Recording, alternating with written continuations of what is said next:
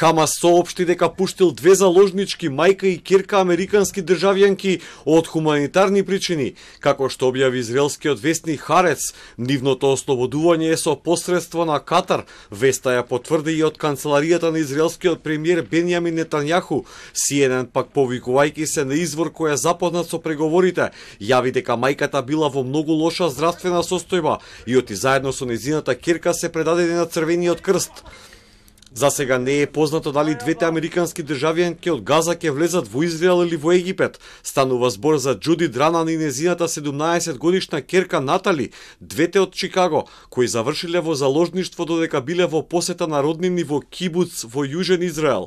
Во објавата на Хамас се додава дека 200 луѓе се во заложништво на групата и уште 50 на други вооружени групи во енклавата, но и дека 20 се убиени во израелските воздушни напади без притоа да дадат повеќе детали.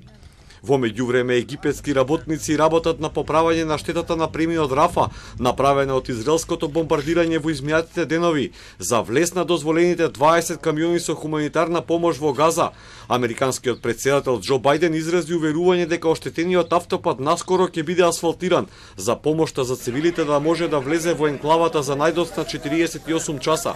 Агенцијата за палестински бегалци при Обединетите нации ги опиша условите во појасот Газа како пеколни, откако Израел го стави регионот под опсада по големиот напад на Хамас на 7 октомври, прекинувајќи го снабдувањето со струја, вода и гориво.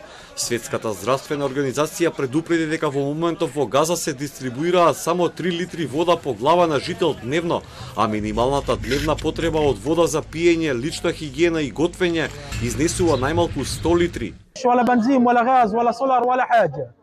الناس صارت تطبخ على الحطب وصلت للعصر الحجري.